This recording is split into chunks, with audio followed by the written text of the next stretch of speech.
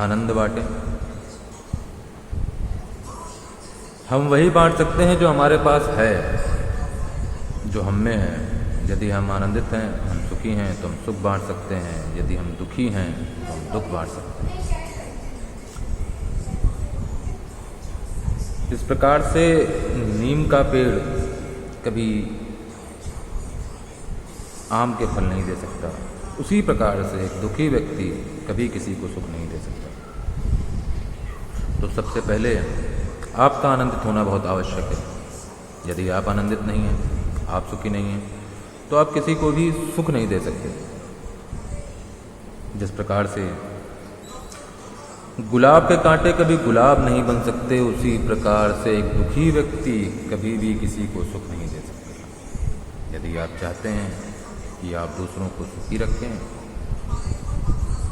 तो उसके लिए पहले आपको स्वयं सुखी होना पड़ेगा। और सुखी होने का एक ही उपाय है, ध्यान।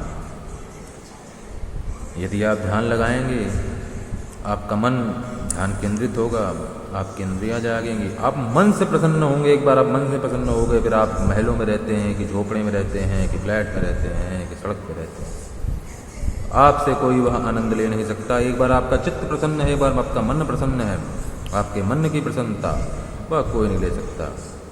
यदि आप गरीब हैं, आप अमीर हैं, यदि आप गरीब हैं और आपको ध्यान में प्रसन्नता मिलती है, तो आप गरीब रहकर भी ध्यान में प्रसन्न रहेंगे।